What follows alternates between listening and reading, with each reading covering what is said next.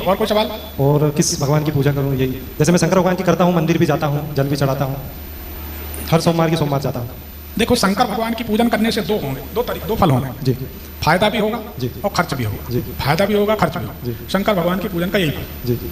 आपकी कुंडली में जितना आएगा उतना जाएगा, आएगा और जाएगा, ये लगा है। जब से आपका यूट्यूब पे देखा है तब से वो घर में पानी लाके खींचना और वो जल को पीना वो बंद कर दिया। पहले करता था मैं ये।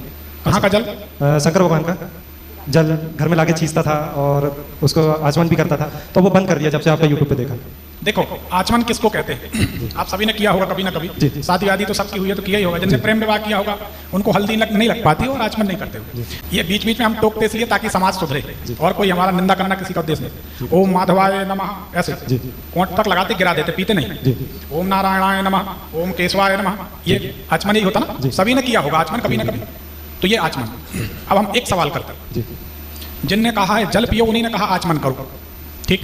अब हमारा एक सवाल है, शिव जी का जल पीते नहीं पीना चाहिए। शिव पुराण में लिखा, शिव पुराण में, बाहर की बात नहीं करते, शिव पुराण में ही लिखा कि शिव जी का जल नहीं लांघते, तो वो छिड़का जा रहा, नहीं पीते वो पिया जा रहा। और शिव जी का जल जमीन में नहीं गिरना चाहिए। जब आप आचमन करोगे तो जमीन में ही गिराओगे, तो हर हाल में जमीन में गिरा, आपने लांघा। पुष्पदंत नाम का यक्ष था, आपको पता है शिव जी का जो जल नहीं पीते या शिव जी का जल नहीं लांघते, उसके पीछे बड़ा रीजन पता है। पुष्पदंत यक्ष था, फूल तोड़ने आता था मृत्यु लोक में, एक राजा के बगीचे से फूल चुरा के ले जाता था। राजा के जो गुरु थे वो ज्योतिषी थे, और ज्योतिषियों के पास हर चीज की काट होती है। उन्होंने बताया कि हम लोग थक गए, सेना थक गई, पकड़ में नहीं आता, कोई चोर आता फूल ले जाता। तो सबने कहा कि भगवान शंकर का जो निर्माल्य है खेत के चारों तरफ डाल दो, खेत के चारों तरफ डाल दो, जो आएगा आसमान से उड़ के आता है, यक्ष उड़ नहीं पाएगा। पुष्पदंत ने जैसे ही सीमा के पार हुए, अंदर हुए, पुष्पदंत फिर उड़ नहीं सका। जब उड़ नहीं सका तब आपने सुन लेना, पुष्पदंत के द्वारा है शिव महिमन स्तोत्र की रचना। आखिरी में कहा जाता है इति पुष्पदंत विरचित शिव महिमन स्तोत्रम।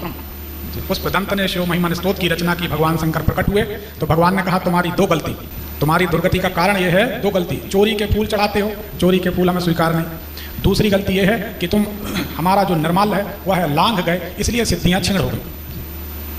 तब से ये बात प्रमाणित हुई कि शिव जी का निर्माल्य जल फूल बेलपत्ती का लांघते हैं तो समस्त सिद्धियां समस्त पुण्य नष्ट हो जाते हैं। तो शिव जी का आचमन किया हुआ जल जब आप पांव के नीचे जाएगा तो आपका क्या होगा? अब हम आपसे सवाल करते हैं, कब से पी रहे हैं आप जल? अब सब 1-1.5 साल हो गया। 1.5 साल। 1.5 साल से आपको आर्थिक नुकसान, पैसे का नुकसान हुआ या नहीं? सही जोर से बोलो। हुआ गुरुजी, हुआ।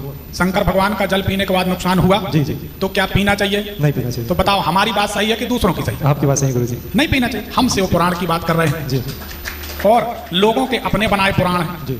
किसी भी बात को कह दो कि ये पुराण में लिखा है गलत है ना, प्रमाणित होना चाहिए। तो सच बात यह है, जिसको जो समझ में आए तो आप वो जल ना पिए, शिव जी की पूजन करें, लाभ होगा और हानि आना जाना। ज्योतिष एक किताब पढ़ी, ज्योतिषी बन के बैठ गए, उनको तो उल्टा पुल्टा बताना है। अरे ज्योतिष की तो छोड़ो, आजकल बड़े बड़े व्यास गद्दी पे बैठे इतने टोटके बताते हैं जिसका कोई ठिकाना नहीं, खुद के काम कोई टोटका आता नहीं, साला दूसरों के काम आ रहा है।